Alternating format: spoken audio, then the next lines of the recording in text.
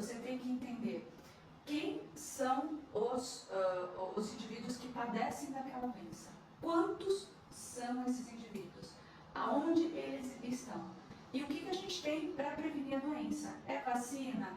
É mudança de ambiente físico? Etc. Aqui a gente vai falar de vacina, não vou ficar perdendo tempo, tá? Então, na campanha da gripe 2024, o melhor jeito de se combater a doença, influenza, gripe, é a vacina. Então, quando a gente estabelece essa estratégia, a gente entende que quem morre, quem padece da síndrome respiratória aguda pela pneumonia, que fica internado com insuficiência respiratória, evolui inclusive com óbito, são populações de risco que a gente fala. Mas, falando de influenza, tem uma outra pegada. Para a gente evitar que essa população de risco pegue a doença, a melhor estratégia para protegê-los é vacinar o maior número possível de pessoas. E no decorrer da aula a gente vai entender por quê. Talvez não adiante a gente só vacinar quem é risco. E eu vou explicar mais adiante por quê. Então, pela Sociedade Brasileira de Imunização SBIM, a melhor estratégia é vacinar todo mundo a partir de 6 meses. Mas vamos lá. Quando então que a gente vacina? A gente já entendeu que tem 2 tipos de população. A de risco e a que não é de risco. Mas está todo mundo morando junto. Quando nós temos a sazonalidade da gripe, que na região sudeste do Brasil, no hemisfério sul inteiro, é no inverno, a gente tem que promover a campanha no outono.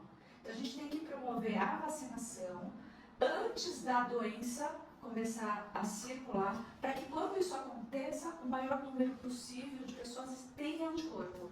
E esse anticorpo vai inibir a infecção e a replicação viral, tá certo? Então, na nossa região aqui, a gente faz no outono, porque no inverno está todo mundo vacinado. Quando que é o nosso outono? A partir do fim de março, abril e maio.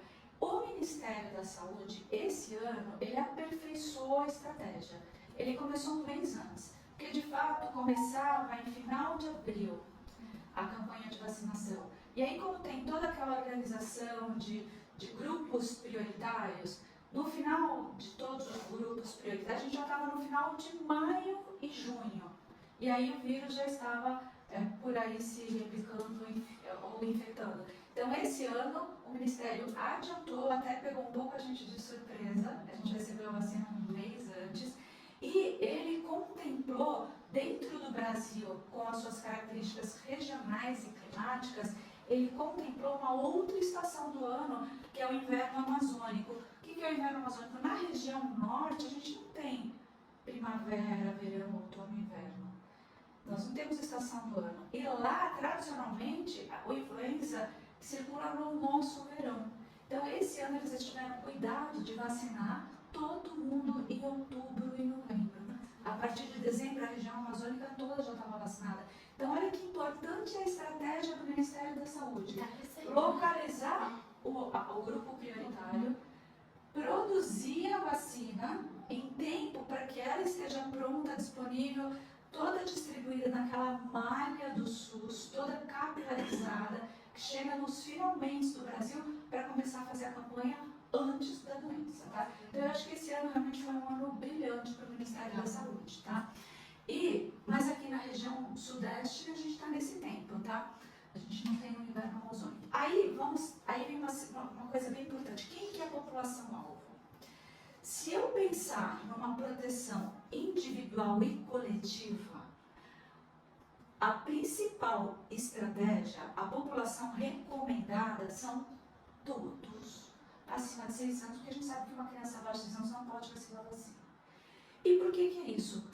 Independente de quem pode padecer ou não da doença, quanto mais pessoas estiverem imunizadas, num curto espaço de tempo, e mais anticorpos circulando, a hora que o vírus chega, ele bate, a gente faz uma verdadeira carapaça de segurança, e ele não infecta, ele não invade, e quanto menos pessoas infectadas, menos tem replicação viral, que é onde mora a mutação genética. Olha que interessante. Se eu consigo vacinar muita gente, mesmo quem não é de risco, essa pessoa que não é de risco não pega, não fica doente, não doa o seu organismo para o vírus se replicar modificar e mutar, porque talvez essa mutação volte ruim para todo mundo. Então, a melhor estratégia seria vacinar todos que são a partir de 6 meses de idade, tá? Inclusive, que abaixo de 6 meses de idade, o indivíduo ele é imunocompetente o suficiente para contrair a gripe e não tem possibilidade de ser vacinado. Então, ele fica extremamente vulnerável. E quando a gente fala do individual, é diferente. Se eu vacino o Guilherme, por exemplo, ele não vai pegar gripe. Então, ele está livre. E bem ou mal, ele está livre das formas graves. Ele até pode pegar e ficar resfriadinho, mas ele se salvou. Mas vamos supor que a gente aumente este grupo. Então, vamos vacinar só os idosos, que é um grupo de alta prioridade. Eles não vão desenvolver forma grave, com certeza, a síndrome respiratória aguda, grave aguda. Mas aqueles que não são prioridade vão se contaminar. E a hora que o vírus contamina e se replica, ele tem essa facilidade de mutação. E a hora que muta, a gente pode liberar na comunidade vírus nunca antes existentes, onde ninguém tem anticorpo, nem o idoso. Isso é uma discussão que a gente tem de que talvez o SUS, o Ministério da Saúde, deveria liberar a vacina para todos, sim. Porque talvez a melhor estratégia é quanto mais melhor. Mas, enfim, como o Brasil é enorme, quem produz a vacina é o Brasil. É o Instituto Butantan que produz. Dentro de toque de caixa, consegue produzir 80 milhões de doses. Mas isso é inferior a todos. Então, a gente existe uma parceria da iniciativa pública, que é o SUS com a privada. Porque na privada você pode imunizar aqueles indivíduos que não foram contemplados pela estratégia do SUS, tá certo? Então, a população recomendada são todos, e se você consegue fazer uma proteção individual e do coletivo, e do planeta, né? E quando a população contemplada do SUS, que é só de risco, a gente só vai proteger essa população de risco, que já é muita coisa, né? Mas, vamos ver quem que é a população de alta prioridade. A população de alta prioridade é aquela contemplada pelo SUS, tá? Então, todas as crianças de 6 meses a 6 anos incompletos. Aqui uma informação importante para a equipe. Aí se eu tiver 6 anos e 1 mês? Não. 6 meses a 5 anos e 29 dias. Tá? Senão o SUS não faz. E maior que 60 anos todos. Gestantes em qualquer estágio. Isso é importante porque nós vamos trabalhar, né, com um grupo em termos de promoção, né, da vacina com as gestantes. A gestante em qualquer estágio da gestação não só pode, como deve tomar a vacina da gripe, tá? Isso é importante. Puérpera. A puérpera é aquela que acabou de dar luz, está extremamente imunodepletada de absolutamente tudo. É um grande grupo para contrair a gripe. E o SUS dá para a puérpera até 29 dias. Deu 30 dias de bebê nascido, não faz mais. Mas isso também é um problema, porque acho que quem já deu à luz e amamentou percebe que esse nosso estado de imunodeficiência, de facilidade para pegar gripe, vai muito além de 1 mês só. Então, puérpera, lactante, todas podem e devem tomar vacina. A mulher que está dando peito pode tomar vacina da gripe? Pode, tá? Professores, né? Classe de professores todas. Profissionais de segurança e salvamento, bombeiro, policial, eles também encontram no SUS e devem ser vacinados. Profissionais das Forças Armadas, todos são vacinados no SUS. Populações indígenas, portadores de doenças crônicas. Por que eu pintei aqui de amarelo portador de doença crônica?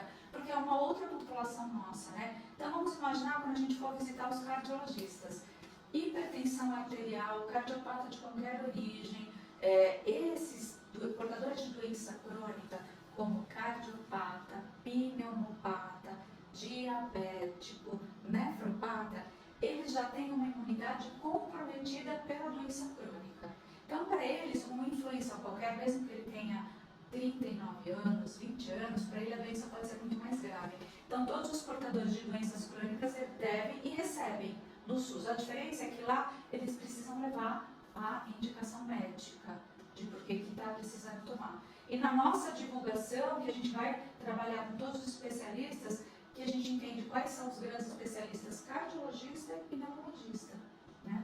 É o nosso nosso grande foco. Não vou falar nem do obstetra, porque a indicação do obstetra é formal, tá bom?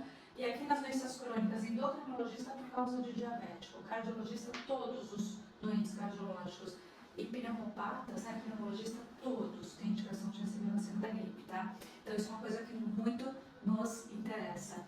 E aí pessoas com deficiências permanentes, então tem pessoas que são cadeirantes, acamados, independente da idade ou porque estão assim, eles têm que tomar vacina, trabalhadores do transporte, caminhoneiros, funcionários do sistema prisional e os indivíduos do sistema prisional. Então, todos os presos eles são vacinados, assim como pessoas institucionalizadas, crianças e adolescentes que estão em regime de institucionalizado para... não são prisioneiros, mas são restritos a um sistema aí de fechado, exatamente. E trabalhadores portuários, ou seja, toda a população privada de liberdade por algum motivo, ou porque institucionalizado, ou porque é preso, tudo bem? Então esses são de alta prioridade. E o resto é o resto. Todo mundo também tem indicação formal, né? Dentro de uma estratégia de receber a vacina da gripe. Agora aqui a gente vai entrar um pouco mais na ciência, tá? Então a gente falou da estratégia, a gente sabe quem pode tomar, quem não pode tomar, quem que a gente tem que focar na divulgação para não perder a oportunidade de vacinar. Mas agora eu vou falar um pouquinho de ciência, tá? O vírus da gripe tem 4 tipos. O A, o B, o C e o D. E aqui todo mundo está vendo que o A e o B está em vermelho. O D só infecta bovino. Então, é uma influenza que até o momento não nos preocupa. O C, ele tem baixíssima infectividade. Então, ele dá, no máximo, um resfriado comum. Então, também não temos problema com ele. Não desenvolvemos vacina para ele. Os nossos grandes vírus são o A e o B. Eu vou falar sempre do tipo A e do tipo B. Então, olha que interessante. Agora eu vou falar do vírus, tá? Então, Rogério, o vírus gripe, influenza, porque eu já falei para elas, 4 tipos. O A, o B, o C e o D. O A e o B estão em vermelhos porque eles é o que nos sustentam. Praticamente é isso, tá?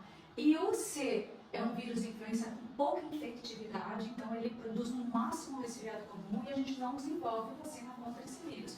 E o D só infecta bovinos, por enquanto. Então ele também não faz parte do catálogo das vacinas, tá? Os vírus influenza, eles são mixovírus. Quando a gente classifica as espécies de animais, né, mamíferos, aves, né, enfim, os vírus também são classificados. E são os que, mixovírus, exemplos foram gripe, cachumba, rubéola, sarampo, vírus social respiratório e gripe. Qual que é a diferença, então, do A e o B que eu pus em vermelho? Esses influenças A e B, até diferente do vírus do sarampo, da rubéola, da cachumba, etc., o influenza ele tem uma altíssima capacidade de adaptação. Isso é uma característica dele. Então, pelo fato dele ficar altamente capacitado a nos infectar, porque ele precisa nos infectar para se manterem vivos. Então, quando ele aumenta a sua capacidade, o seu talento de infectar, ele permanece vivo. E ele tem essa capacidade. E é por isso que ele causa epidemias sazonais, que seriam essas gripes no inverno, e as pandemias. Como que ele faz isso? O vírus ele tem essa capacidade de adaptação porque, ao infectar um indivíduo, ele tem uma característica específica da superfície que permite que o vírus entre dentro da nossa célula. E por que ele precisa entrar dentro da nossa célula? Porque ele é um RNA vírus. E sendo um RNA vírus, ele precisa do nosso núcleo, do nosso genoma, para ele produzir ele como inteiro. Ele tem essa capacidade, ele consegue entrar na nossa célula e ele precisa disso. Quando ele entra, ele replica o seu RNA vírus dentro do nosso genoma, produzindo vários filhotinhos. E ele tem uma outra proteína de membrana que estoura a nossa célula, fazendo com que toda a filharada dele vaze para outras células nossas. Por isso que de uma dor de garganta você pode ficar doente o corpo inteiro. E um indivíduo infectado, durante minutos ele infecta 4. Em 1 minuto ele está infectando 4. Altíssima capacidade de adaptação, o A e o B. E a gente vai ver que o A, nesse quesito, ele é mestre, e o B chega a ser bonzinho, tá? Então, quando eu falo que o vírus influenza tem essa capacidade, quando ele entra dentro da célula, usa o nosso genoma para replicar o próprio RNA, para produzir os seus filhotes, essa replicação é frenética. É a coisa mais rápida do planeta Terra. E é tão rápido que às vezes falha essa replicação. Muda o segmento do RNA. Mutação. Vira outro vírus. Entendeu? E aí, por isso que formam cepas. Agora eu vou entrar um pouquinho mais nesse detalhe, tá bom? Foi só uma introdução. Então, o vírus influenza, eu até vou para frente, depois eu consigo ir para trás. Ó, você tá vendo esse é o vírus da gripe. Aqui tem o núcleo, é o RNA dele, é o código genético dele. A superfície dele tem 2 tipos de proteína. Uma é um guarda-chuvinha e a outra é um espetinho. Uma é a hemaglutinina e a outra é a neuraminidase. O guarda-chuvinha é aquela proteína de superfície que permite que ele entre nas nossas células. Nossa célula é fechada. Consegue abrir como se fosse uma chave. E ele entra. E a outra proteína de superfície, a neuraminidase, é aquela que, dentro da nossa célula cheia de filhote já prontinho, ela rompe a nossa célula e ele circula. Então, essas 2 proteínas de superfície seriam as coisas assim cientificamente mais importantes para a gente entender dentro do vírus, tá? Hemaglutinina, HA, eu vou chamar a partir de agora de HA, e a neuraminidase, NA, é uma e a outra, tá certo? Quando você lê aí na bula, porque a proteína, a vacina da gripe é produzida através das suas proteínas de superfície ou através das suas glicoproteínas, a gente está falando que para fazer a vacina a gente usa exatamente essas 2 coisas do vírus e só. A gente joga fora o resto do vírus. A gente pega só esses 2 bracinhos, tá? Então, só para você ter uma ideia, o tipo A e o tipo B, que eu falei que eles têm essa capacidade de mutação. Mas o A, ele é muito sofisticado. O A, ele tem subtipos, porque ele combina a proteína HA e a NA. Então, você pode lembrar, em matemática, quando você tinha a proporção, você tem 18 tipos diferentes de hemaglutinina. A1, A2, A3, A18. E a gente tem 11 proteínas diferentes da neuraminidase. 1, 2, 3. E o vírus A, ele fala, agora eu quero ser H1N3. Agora eu quero ser H2N2. Agora eu quero ser H1N1. Dentro da matemática, se você colocar a proporção de combinação, nós poderíamos ter 30.000 subtipos do vírus A. Ele vai variando, né? Ele vai variando. Ele tem essa capacidade de conjugação. O B, ele é mais bonzinho. Ele não tem, apesar dele ter o HA e o NA, ele é muito mais estável, o vírus B. Então, na hora de replicar, ele é tão estável que ele tem menos poder de mutação. Então, até hoje, nós só temos 2 subtipos do B, que a gente chama de 2 variantes. É o Yamagata e o Victoria.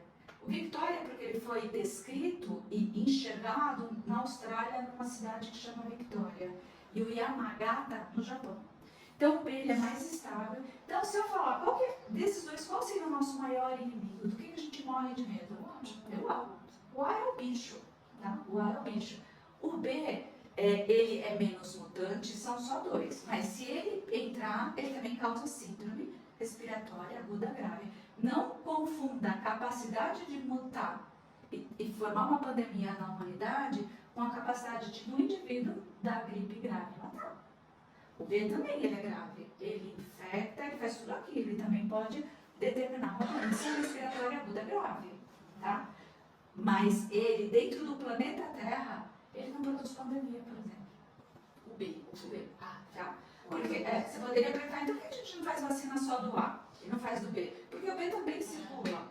E ele também causa doença grave. Mas dentro do que a gente vai falar daqui pra frente... O C e o D não faz. Não, porque o C até hoje não teve a capacidade de ser uma doença invasiva e o D só infecta bovino, tá? Fala. Desculpa, e no diagnóstico para detectar o tipo A e B? Já vamos falar lá. Agora, olha que interessante, tem mais uma pegada aqui, tá?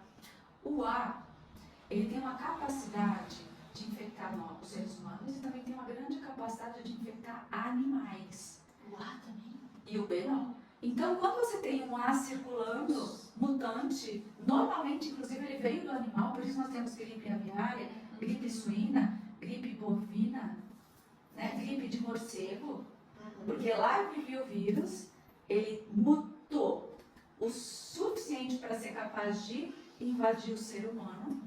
E aí o ser humano, além de ser o próprio reservatório da gripe, o bicho também é um reservatório. E aí vira pandemia. Tá? Vamos lá. Eu vou voltar um pouquinho, porque eu queria... Então aqui só para falar, ó, que quando eles se combinam lá, em mais de 30 mil subtipos, hoje em dia, quais são os A que realmente circulam no planeta Terra? O H3N2, essa combinação é a que está rolando, tá? Já faz há muito tempo. H3N2, H1N1. E esse H2N2 atualmente não circula mais no planeta Terra. Mas ele foi o responsável por várias pandemias do passado. Porque muda. Eles vão mudando.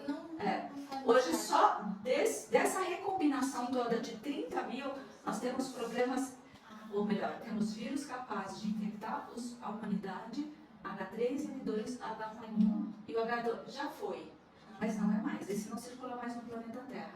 E o B, capaz de infectar o ser humano, então aí dando bandeira, é o Yamagata e o Victoria, tá bom? Então nós temos 4, né? 2 tipos A, completa, e 2 tipos B. É isso mesmo. As variações antigênicas dos vírus, tipo A, tipo B menos. Mas como que funciona quimicamente, ou bioquimicamente, ou biologicamente falando, tá? Nós temos 2 tipos de mutação. A drift e a shift. A drift é uma mutação antigênica menor, onde daquela superfície que eu mostrei, a mudança de alguns aminoácidos só. Então, boa parte do vírus é muito parecido com o anterior.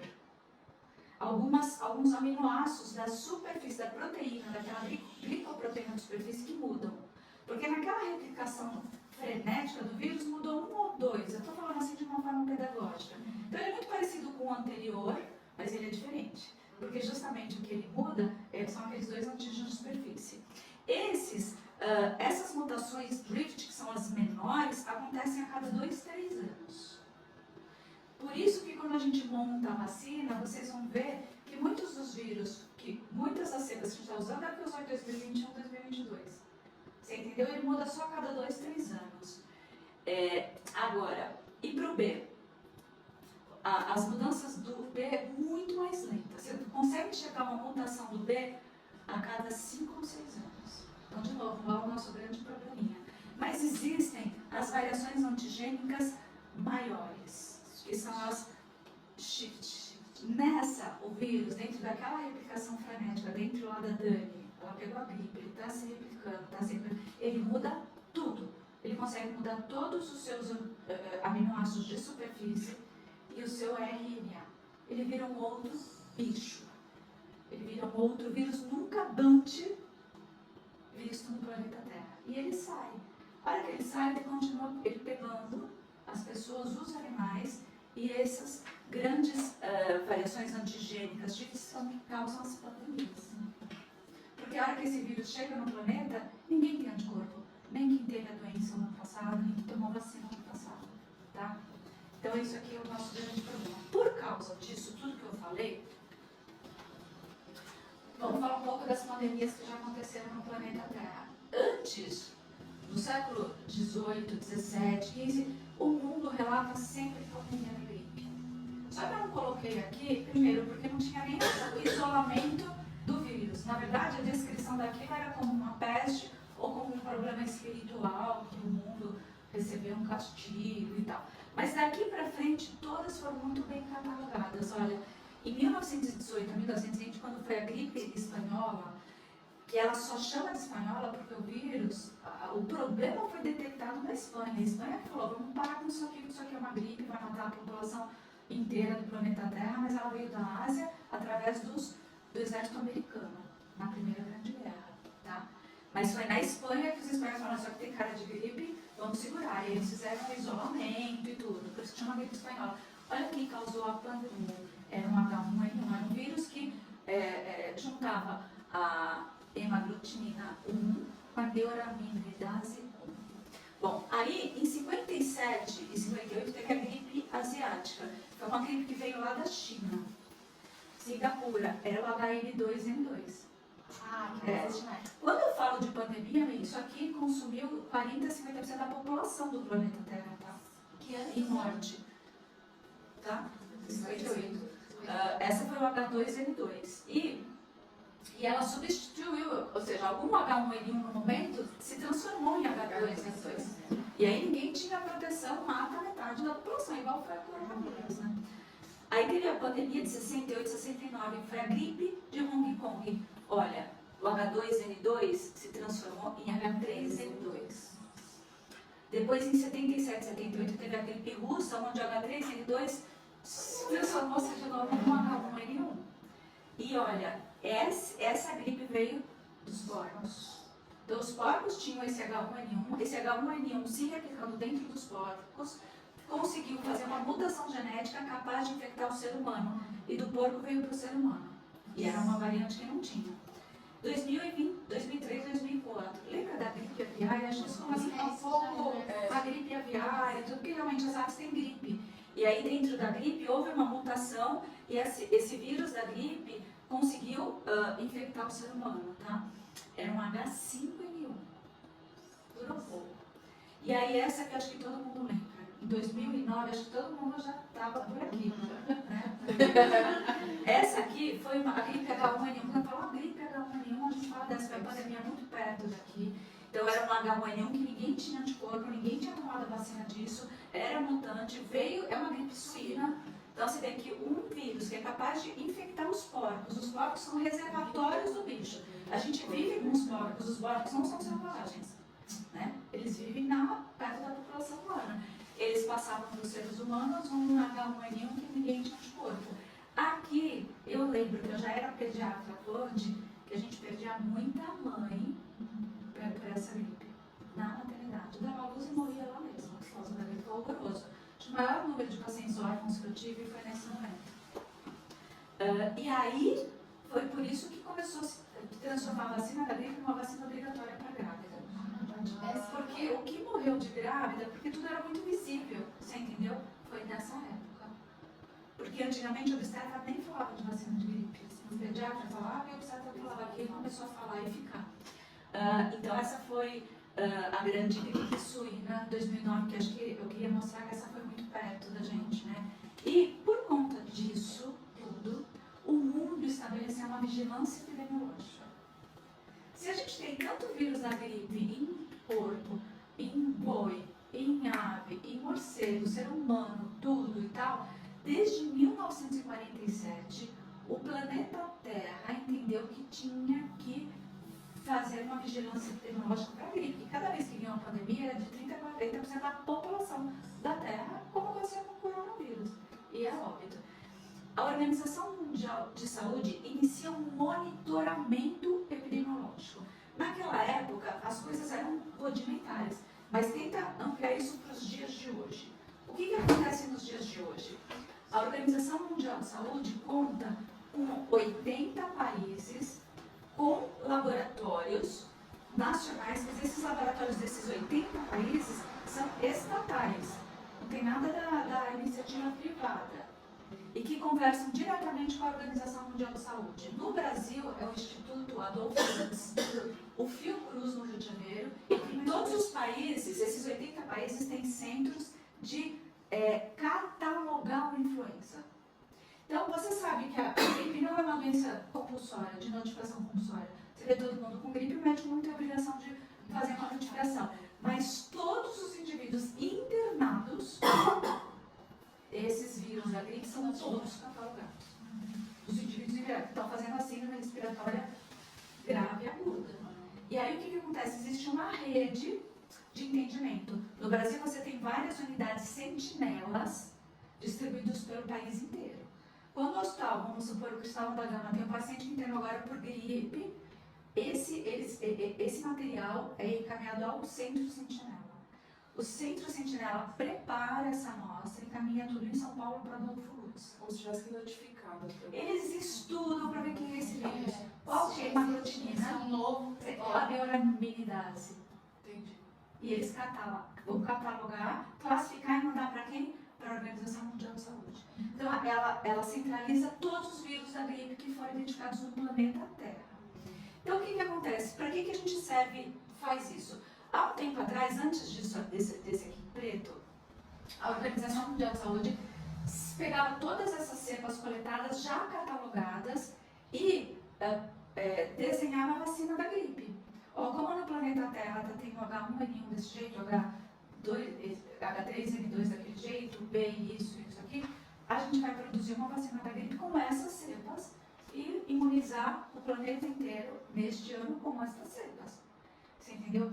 Uma vez por ano, que era em setembro, que eles faziam isso para desenvolver a vacina para o outono e inverno do hemisfério norte, que é o inverno no hemisfério norte é a partir de dezembro.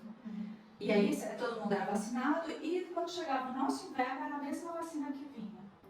O Brasil, que não é nada menos do que o Brasil, entendeu num determinado ano, que foi em 1978, ou melhor, eu não sei se foi em 1998, agora eu esqueci. Mas o Brasil percebeu que vacinando a população, a grande maioria, a eficácia dessa vacinação foi menos de 50%. Então estava na cara que a cepa que continha a vacina não era a cepa que estava circulando no Brasil. O Brasil catalogou e mostrou para o mundo que essa estratégia da Organização Mundial da Saúde estava errada.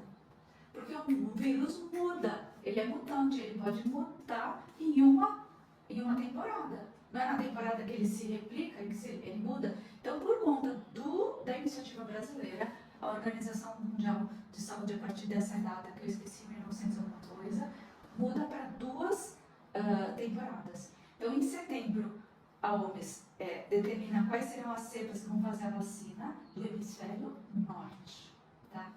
E aí, em março, tá? E em setembro, eles fazem a vacina que vai circular no hemisfério sul.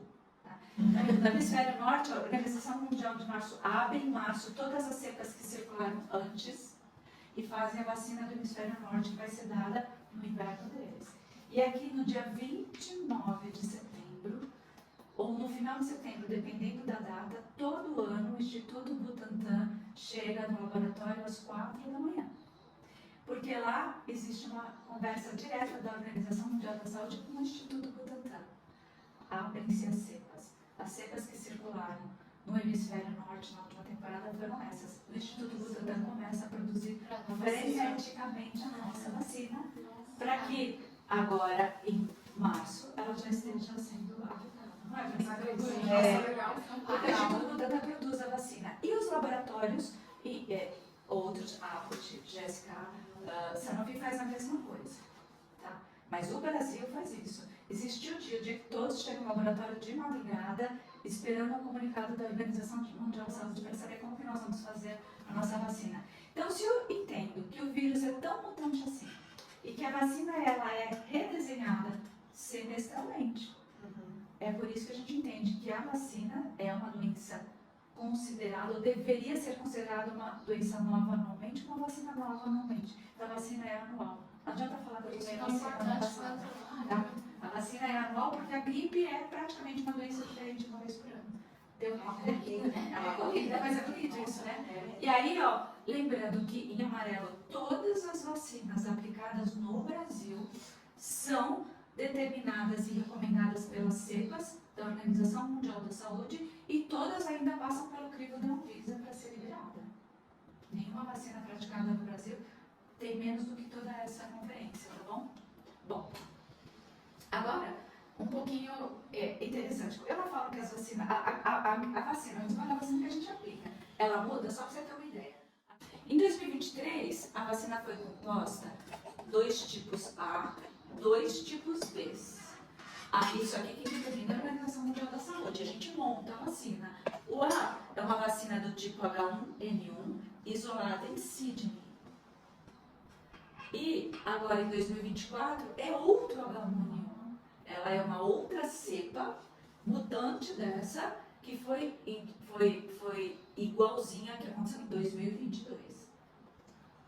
Então, a do ano passado, a gente usou uma cepa que foi identificada em 2021 em Sydney. E a desse ano, a gente vai usar uma cepa que já foi identificada em 2022 na Austrália. Tá? Outra A, que é o H3N2. Essa cepa é a Darwin, que foi individualizada, identificada e catalogada em 2021. E esse ano a gente vai usar outra H3N2, que foi identificada e catalogada na Tailândia em 2022. Entendeu? A B é a linhagem Vitória, que foi identificada na Austrália, e a de 2024 é a mesma. Você vê que o B ele é menos mutante, ele é muito mais estável, e a outra B da linhagem Yamagata é a mesma também, 2013, é a mesma. O B ele fica ficando, né? Ele fica ficando. Então você vê que a vacina desse ano, né, pelo menos no que tange o A, é totalmente diferente do ano passado. Tá? Por que eu pus o Efluelda aqui? Porque nós temos a vacina de 2024, que foi ditada, recomendada pela Organização Mundial da Saúde, e é igual no Brasil inteiro. Só que o SUS faz essa vacina sem a linhagem B e a H. Isso aqui não tem na tríplice valente do SUS. Por quê? Porque ele é muito menos incidente, mas ele não é ausente. E se ele entrar, ele pode sim produzir uma síndrome respiratória aguda grave. Então, a Sociedade Brasileira de Imunização cita claramente que o ideal é receber sempre, na medida do possível, sem desmerecer até trivalente, até tetravalente, tá? E qual que é a diferença da nossa quadrivalente para a Efluelda?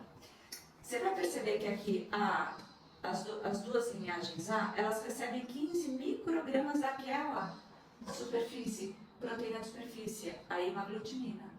A Efluelda é 4 vezes mais concentrada, ela recebe 60, tá vendo? Então ela tem 4 vezes o poder antigênico da tetravalente. Depois eu vou explicar por quê. Tá? Então lembrando que a trivalente do SUS não tem a Yamagata. Por quê? Porque eles entendem que a circulação desse B é muito pequena e em termos de estratégia nacional, talvez não valesse a pena o custo de produzir mais isso versus a proteção. Mas do ponto de vista individual, vale a pena ser vacinado contra os 4, porque os 4 são circulantes. Menos, mas são circulantes. Eu faço um paralelo aqui, você imagina que você está numa guerra, onde você tem mísseis chegando no teu território o tempo inteiro. Você pode produzir como é que chama? Um escudo menor ou um escudo maior. Porque os mísseis vão ser só direcionados aqui. Mas quem garante que um míssil não vai cair lá na minha chácara? Você vai optar por um escudo menor ou maior?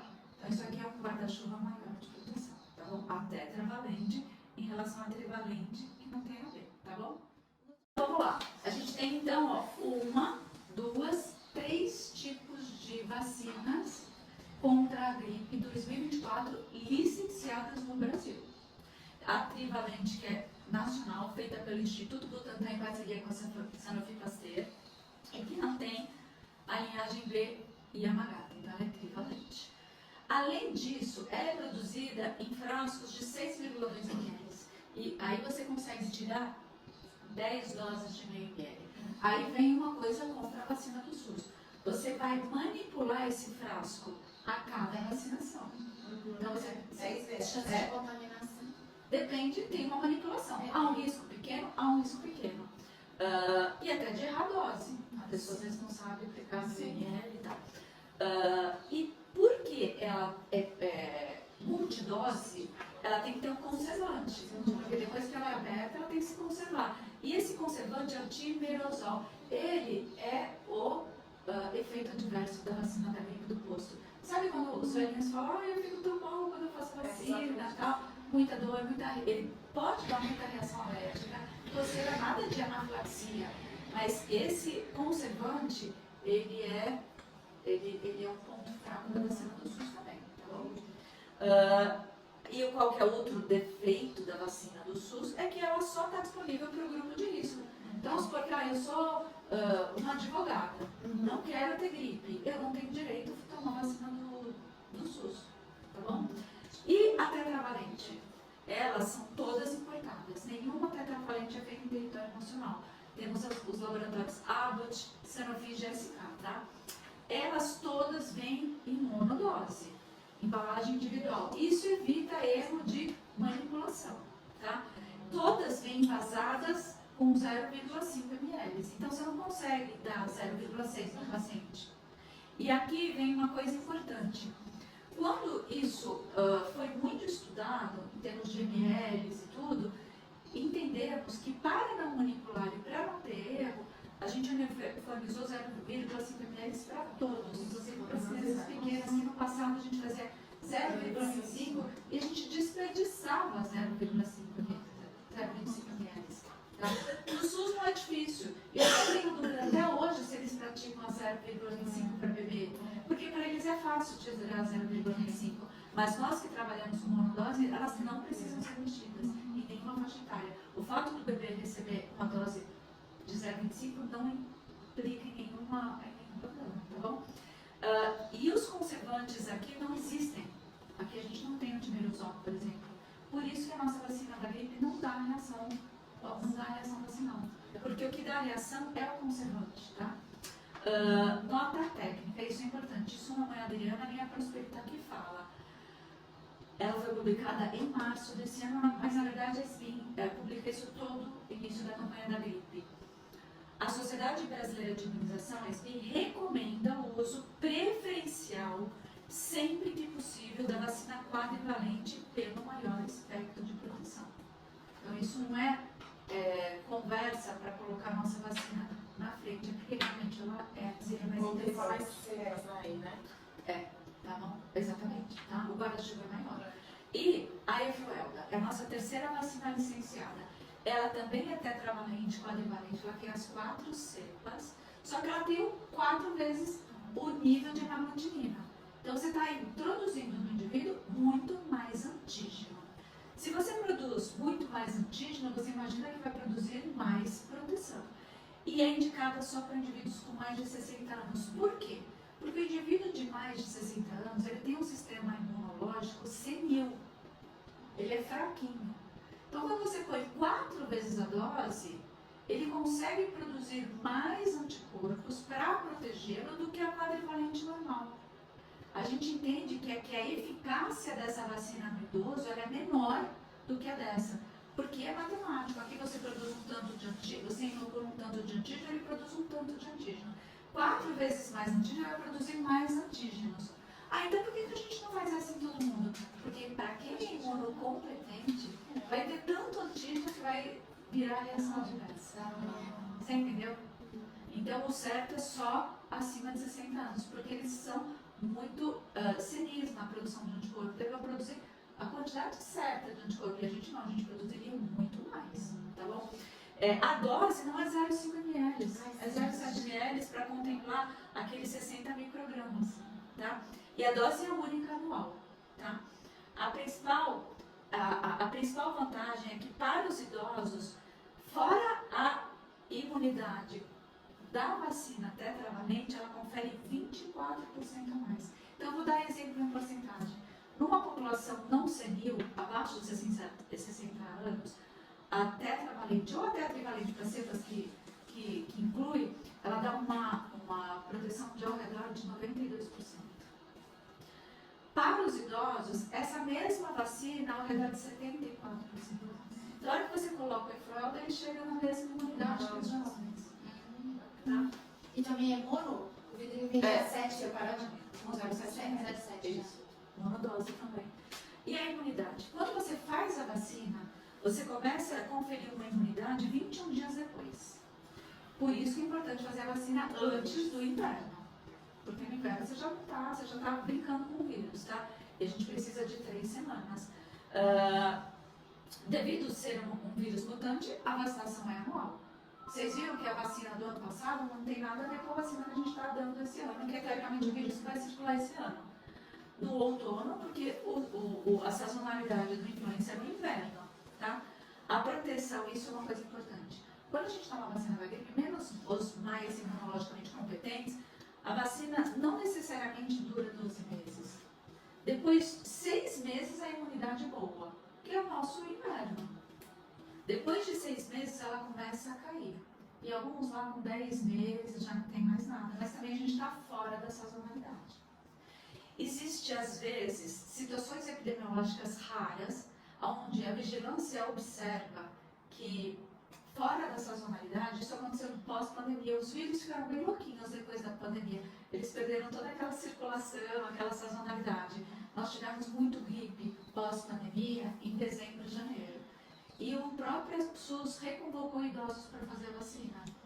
Porque a gente tinha já uma quantidade de idosos sem proteção, porque já tinha acabado a proteção deles, e o vírus estava circulando tal qual na sazonalidade, tá? Aí que veio a ideia da influenza, porque ela dura o ano inteiro. Então a gente fica livre dessas circulações atípicas do vírus, tá bom? Reações, aí acho que vale a pena para a nossa equipe. O que é reação adversa? Primeiro, o vírus, a vacina da gripe é feita com um pedaço do vírus morto. É como eu pegar um ladrão, um criminoso, arrancar só o braço dele e colocar o braço dele aqui. Ele não vai me assaltar, só o braço dele. Então, a vacina da gripe não causa doença. Não existe o vírus lá. Tá bom? Não tem, ela é bem segura e tolerada. Como um vírus é ela pode ser dada por um competente, idoso e grávida. Isso é muito importante, porque grávida, lactante, idoso não pode receber vacina de vírus vivo atenuado. E aqui nós temos um vírus morto, então ninguém precisa ficar fora da vacina da gripe. Não tem perigo. A vacina é desenvolvida com parte do vírus e ele é morto, incapaz de desenvolver a doença. Quais são as principais reações? Local, dor na aplicação, vermelhidão. Isso é 80% máximo, que é a reação que a gente chama mais comum. Geralmente passa em 2 dias. As febrinhas, mialgia, artralgia, mal-estar são reações adversas que podem sim acontecer, mas numa quantidade muito menor. Também dura entre 2 a 4 dias e ela inicia entre 6 e 12 horas depois da vacina. É o paracetamol que todo mundo indica, tá bom? Em épocas de dengue, a gente nunca indica ibuprofeno. É o nosso paracetamol, Tilenol, que é o que a gente está acostumado a indicar, tá bom? Existe aqui uma história que, se qualquer um que já leu a vacina da gripe vai perguntar para mim numa plateia, e a chance de ter Guillain-Barré? Guillain-Barré é uma doença neurológica, autoimune, que pode sim ser desenvolvida por algumas doenças virais e já foi citada em algumas vacinas, como por exemplo a da gripe. Pós-vacina da gripe, a pessoa tem uma paralisia flácida, ou às vezes só uma sensação, só sensorial de formigamento, estranhamento, que vai de baixo para cima e é progressiva. Os trabalhos até hoje que relacionaram o Guillain-Barré com a vacina da gripe, eles foram controversos, a ponto de não deixar em nenhum minuto a vacina da gripe ser relacionada ao Guillain-Barré. Mas eu que já estudei muito, existem sim situações documentadas fortemente relacionadas à vacina da gripe com Guillain-Barré. Então é uma coisa que a gente monitora muito. No mundo, muito raro. Muito raro. Mas pelo que eu li, eu acho que é provável que esse hospedeiro tenha outras situações que facilitaram isso, você entendeu? Mas eu sempre fico esperta. Como pediatra, durante uma campanha da gripe, onde todo mundo está tomando essa vacina, qualquer situação de formigamento em pernas, isso é importante para os médicos. Formigamento, diminuição de sensibilidade e fraqueza muscular, tá bom? Enfim, é isso. Contraindicação. Criança menor de 6 meses. Gente que já teve Guillain-Barré, pelo amor, né? Tá? Ou algum quadro de anafilaxia. Anafilaxia é um quadro de alergia grave, que para de respirar e tal. Com algum, e que teve, ou com alguma vacina da gripe dada em um ano anterior. Aí eu fiz a vacina da gripe e tive que ir para o pronto-socorro com falta de ar. Esse não vai mais fazer vacina da gripe. É muito raro. Ah, mas aquele que fala, fiz a vacina, fiquei com dor de cabeça, com dor de garganta, fiquei malzinho, fiquei de cama, não. É quadro alérgico grave. Esses não vão receber mais a vacina. E talvez tivesse uma relação ali com a proteína do ovo. Existem muitas pessoas que falam, eu sou alérgica à proteína do ovo. Isso não é contraindicação para a vacina da gripe. O vírus que vai dar origem à cepa vacinal, ele é replicado no ovo de galinha, sim. Mas ele é tão purificado para fazer a vacina, que, por exemplo, as particulares dizem que não tem nenhum resíduo do ovo de galinha. Tá? Então, eu tenho alergia ao ovo, você não contraindica essa vacina, tá? Só que a vacina tem vários outros componentes. Às vezes a pessoa tem uma anafilaxia por algum outros componentes. Então, numa vacina prévia, que ele tenha tido alguma coisa desse tipo, foi para o hospital com falta de ar, é o que não vai receber, tá? Quando a pessoa, isso aqui acho que é o mais importante, principalmente para o SUS, que adora contraindicar a vacina quando a pessoa está tossindo, quando a pessoa está espirrando, quando a pessoa tem rinite alérgica. A gente só não faz a vacina se na hora da vacina, no dia da vacina, a pessoa está com uma febre alta ou uma doença infecciosa grave. Então, ok, essa parte acabamos, certo? E posologia. Então, isso é uma coisa que também a gente precisa saber muito. Todo mundo, criança a partir de 6 meses, adultos e qualquer ser humano a partir de 6 meses deveria receber anualmente uma dose de 1.000 ml. Ok. Aí vem os senões, né? Para pessoas que não, de 6 meses a 9 anos incompletos, que nunca foram vacinados contra a gripe, quando é a vacinação, elas devem receber 2 doses de 1.000 ml com intervalo de 4 semanas. A partir de 9 anos, por que a gente não faz mais essa estratégia a partir de 9 anos? Porque é muito pouco provável que alguém que já viveu 9 anos no planeta Terra não tenha tido a doença, principalmente porque nunca tomou a vacina. Então não precisa ter esse reforço, tá? E aqui o SUS recomenda, isso na verdade é uma dúvida que eu tenho, se hoje em dia ainda o SUS faz de 6 meses a 35 meses, aquela dose de 0,25, porque a gente não faz mais tempo, tá? E aqui é o seguinte, numa situação epidemiológica de risco, eu já falei, apresenta-se uma hipótese de uma segunda dose, isso já aconteceu no Brasil pós-pandemia, tá bom? Então, não estamos numa situação epidemiológica atípica, começamos a campanha de vacinação, todo mundo que tem 6 meses de vida ou mais recebe uma dose de 0,5 ml. Como a gente tem muito bebê de 6 meses e que nunca tomou vacina, a gente olha a carteirinha, nunca tomou vacina, até 9 anos incompletos, ela faz uma dose de 1.000 ml. Em 4 semanas, um mês, ela tem que fazer a segunda dose. E se cobra as 2, tá? Isso não precisa Pode pôr, porque na verdade você vai comprar duas doses. O doutor Rogério falou que tem que cobrar mesmo. Interações medicamentosas. Gente, isso é ultra importante pra gente. A vacina da gripe, como eu falei, é vírus morto. Toda vacina que é feita com vírus morto não tem chance de causar a doença, ok? Então ela pode ser feita concomitante com qualquer outra vacina. Tanto que meu filho veio aqui e fez num braço da gripe e no outro da dengue. A gente tem problemas de intervalo vacinal quando a gente une 2 vacinas com vírus vivo atenuado. A vacina da gripe é vírus morto. Então, eu posso amanhã fazer o herpes zoster? Pode. Eu posso amanhã fazer da dengue? Pode. Posso amanhã fazer da febre amarela? Pode. Quando você tem vírus atenuados, porque o problema da vacina com vírus vivo atenuado é que indivíduos imunodeprimidos ela pode causar doença. Classicamente, quando o mundo fazia a VOP, que é o vírus contra a poliomielite oral, com vírus vivo atenuado, uma porcentagem pequena da população se envolvia com poliomielite vacinal, que eram os imunodeprimidos. Por isso que, hoje em dia, a gente só faz a vacina contra a polio com vírus inativado, para acabar com o vírus com a polio vacinal, tá certo? E a gente só dá a polio oral, que é com vírus vivo, depois que a criança tem um esquema feito com vírus morto, porque ela já tem anticorpo, ela não vai desenvolver a doença. Então, nós temos aqui, vamos ter uma aula depois só de vírus vivo atenuado e o vírus morto. Vírus vivo atenuado não é feito em idoso, ninguém faz vacina do sarampo para idoso, ninguém faz vacina da dengue para idoso, febre amarela para idoso, pólio oral para idoso, entendeu? Exatamente, catapora, nada disso. Então, a vacina da gripe é vírus morto. Ela pode ser feita no mesmo dia, ou dias depois, horas depois, com qualquer vacina. Tá? Não contraindica. E a única diferença é que se ela for fazer a vacina no mesmo dia, a gente pede para que sejam em braços diferentes. Porque se você for documentar uma reação anômala, né, você não vai saber qual que E é. elas marcam que braço de qual? Sem dúvida. Com requinte de anatomia. Doutor, minha pergunta é que eu não sei muito de vacinação. Então, existem vacinas com vírus vivo e morto? Isso. E mais que uma dos... De vírus vivos são várias. Febre amarela, Mas de morto também são algumas? todas as outras. Cada vez mais se desenvolve só vírus morto, cada vez mais segura, e ela pode ser dada em idoso, ela pode ser dada em imunocomprometido, que são os que mais precisam das vacinas.